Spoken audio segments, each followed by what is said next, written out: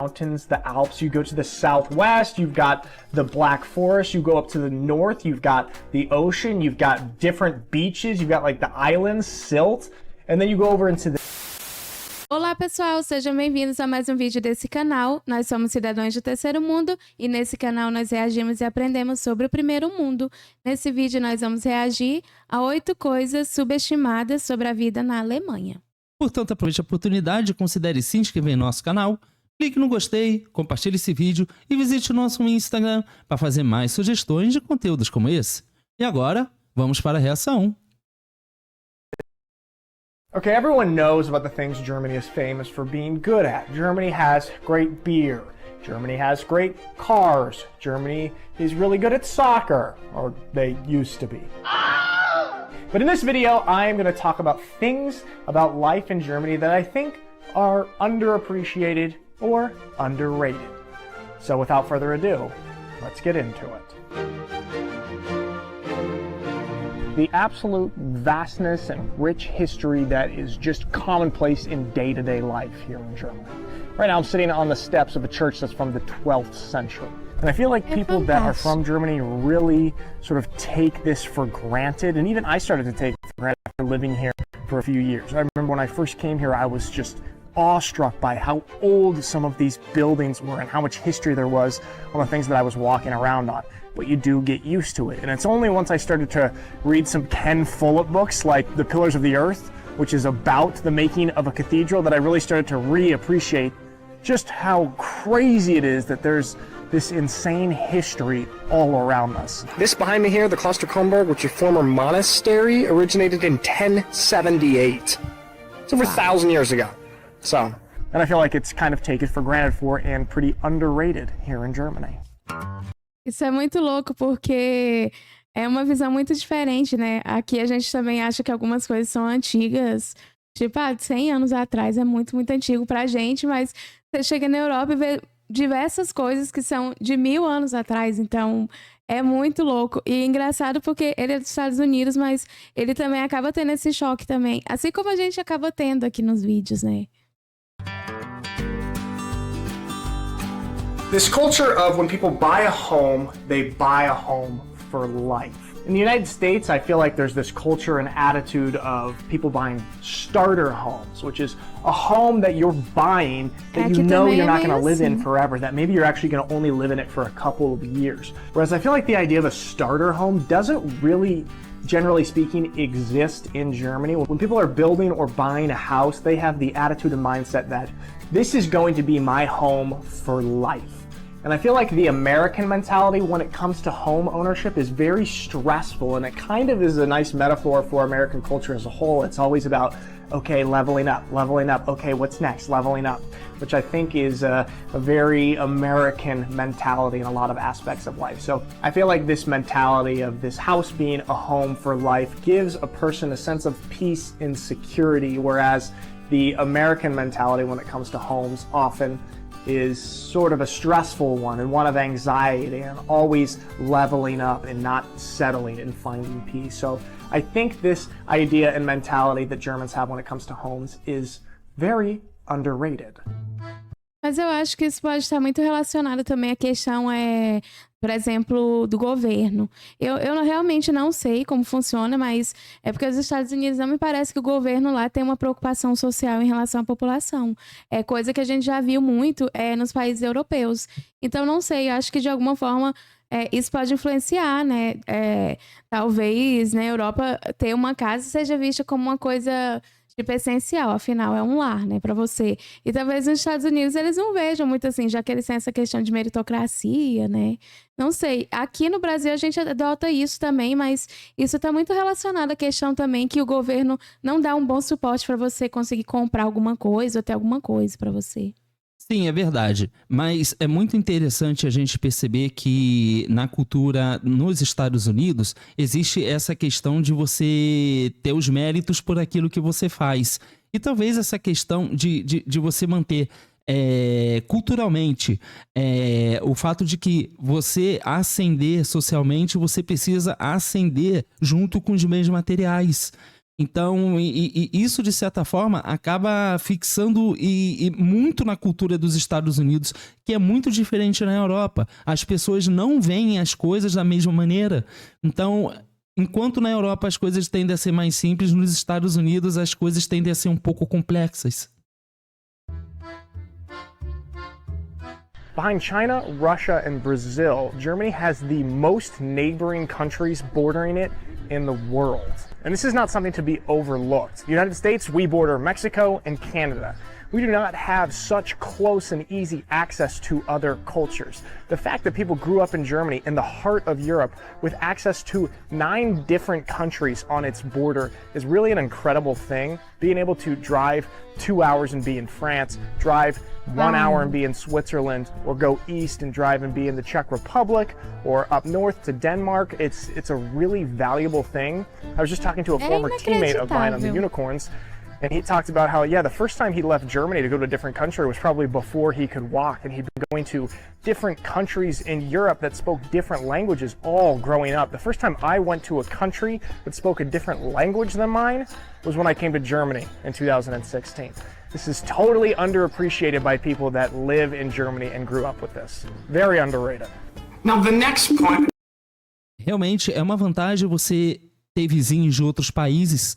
Na Europa é muito fácil você poder viajar de um país para o outro, e por isso os europeus eles acabam tendo contato com muitos povos, porque mesmo que seja um país vizinho, uma viagem de um país para o outro, você é uma pessoa, um estrangeiro de qualquer forma, que está conhecendo uma outra cultura. E eu fico imaginando de alguém que sai dos Estados Unidos, que não tem muitos países próximos.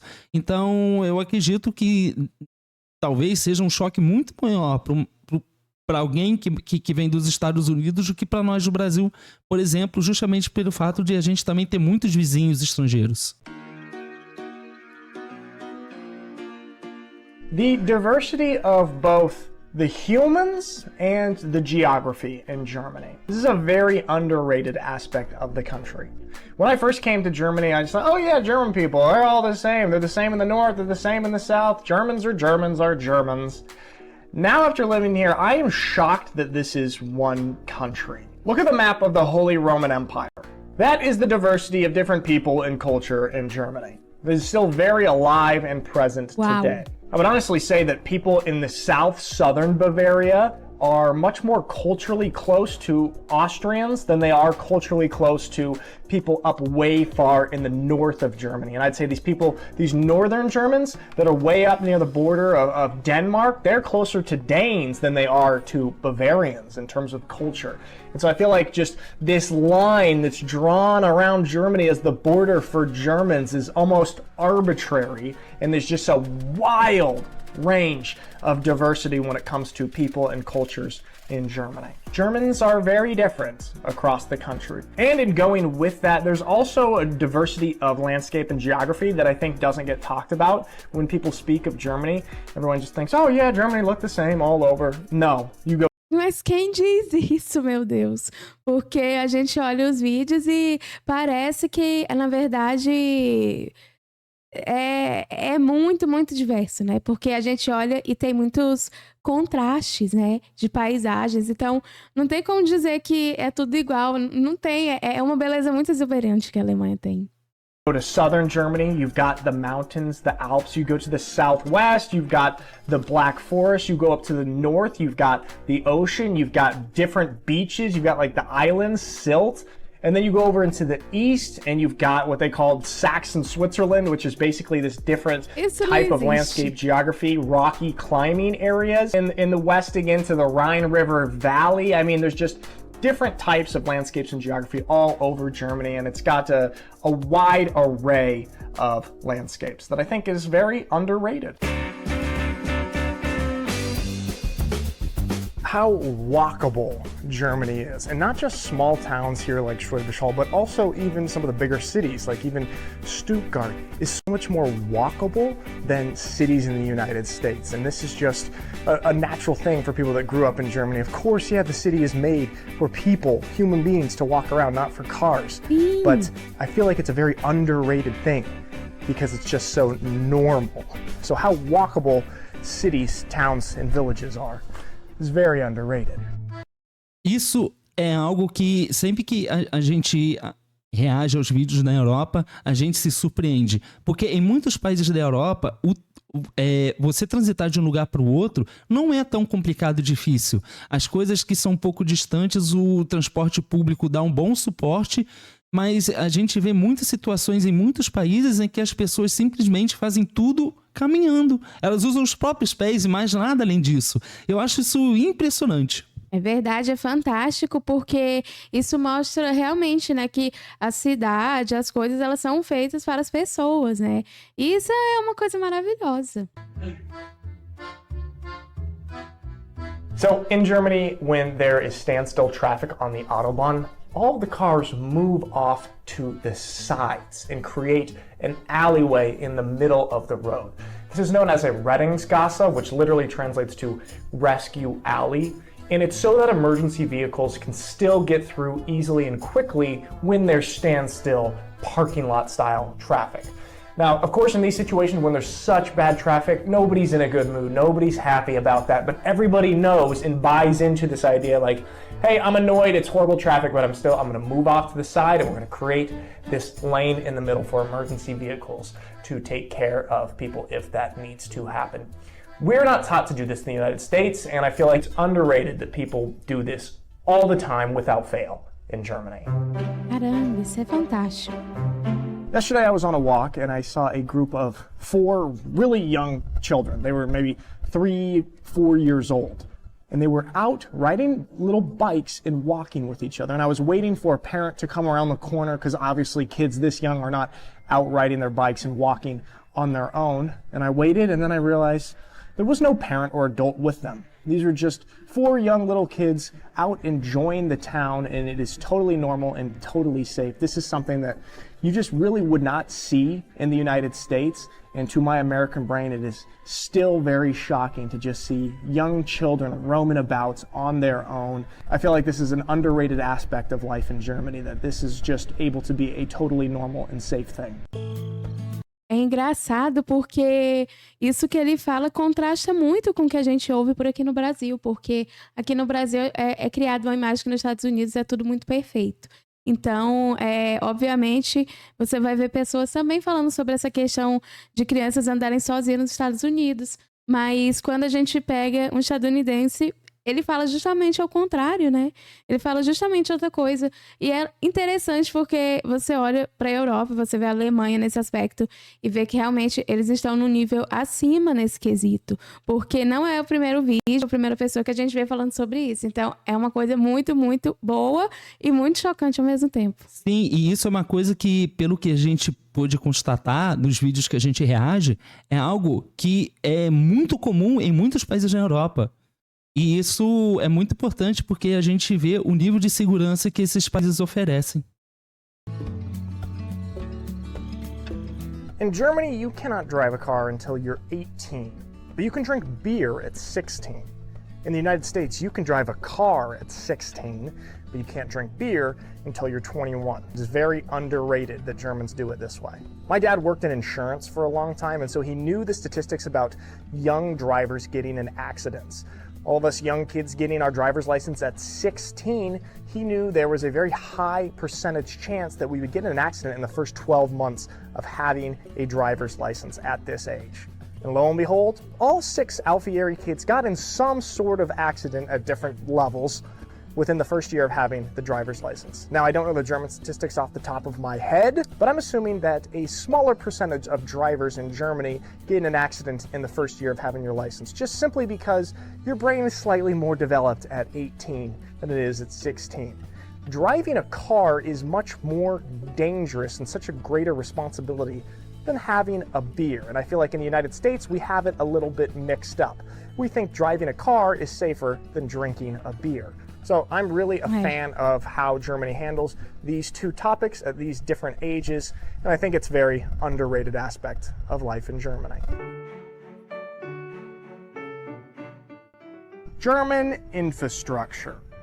Germany is commonly ranked as the #1 country in the world when it comes to infrastructure. I'll just tell you, driving on the roads in Germany is a very pleasurable experience. Driving on the Autobahn is great. Hardly ever any potholes. The roads are in pristine conditions. And I actually really noticed this even more when I was driving out to Cody and Speedy's house the other day. They live outside of Schwäbisch Hall, and you have to drive on a bunch of back roads to get there. Not prime roads that are, taken care of all the time. Nossa, você vê realmente. As estradas são muito boas, porque não é a primeira pessoa que a gente vê falando sobre isso, né? Elogiando como é muito liso, né? Have construction all the time, and even these back roads are just pristine. I will say German construction seems to take quite a long time. There are a few construction projects here around Schwäbisch Hall that they've been working on my entire time here and seem to have made little to no progress. However, when they do finish projects in Germany, they do it well and they do it to last. I think if you want to really appreciate German roads and German infrastructure, leave the country and go drive on some other ones. I feel like if you grew up in this system, this is just what you know and this is the standard. So even though it is literally ranked #1 in infrastructure, I feel like people do not really appreciate that. It's undervalued, and therefore it makes my list of underrated things about life in Germany. All right, guys, that is all for today. I want to give a shout out again to the sponsor of today's video, CyberGhost VPN. Awesome product that I use every day, multiple times a day. I can highly recommend it to any people who use the internet, which you clearly are by watching this video. And the link to the discount is in the description of this video. Not only does it help you out, but it helps me out. So check it out. All right, guys, that's all for today. Thanks so much for watching my videos. I really appreciate it. And I will... Fantástico. Eu amo ver esse tipo de vídeo, porque isso mostra coisas que os alemães provavelmente devem estar muito acostumados com isso. E óbvio, né? É natural que com o tempo você se acostume com uma coisa e você acaba não olhando, né, com aquele encanto que você tem. Mas quando uma pessoa de fora, né, como ele ou a gente olha isso, é como se fosse uma coisa de outro mundo, né? É como se fosse uma outra realidade, porque você tá de repente num mundo muito, muito, muito louco e que tá muito desorganizado, e você encontra um pedacinho na Terra que é o oposto, né? Pelo menos é um pouco mais próximo de uma organização. Então, realmente é muito fascinante, né? E é muito curioso que o último tópico que ele menciona é a infraestrutura que o país oferece. Isso já é uma coisa que é perceptível nos vídeos que a gente reage. É claro que muitas coisas a gente precisa estar pessoalmente lá para poder compreender melhor toda a atmosfera que envolve determinado aspecto de um país. Mas muitas coisas a gente já consegue sentir à distância. Então a infraestrutura que o país tem, a segurança e todas essas outras coisas é que faz com que a gente perceba como a Alemanha é um país de primeiro mundo, um país rico, muito bem desenvolvido, e realmente é impressionante a visão de alguém que é dos Estados Unidos se surpreendendo também com isso. Então isso é uma coisa que é realmente impressionante, porque é algo fascinante, realmente fascinante. Mas essa é a reação desse vídeo. Portanto, aproveite a oportunidade, considere se inscrever no nosso canal, clique no gostei, compartilhe esse vídeo e visite o nosso Instagram para fazer mais sugestões de conteúdos como esse. Muito obrigada por assistir esse vídeo e nos vemos na próxima reação. Tchau!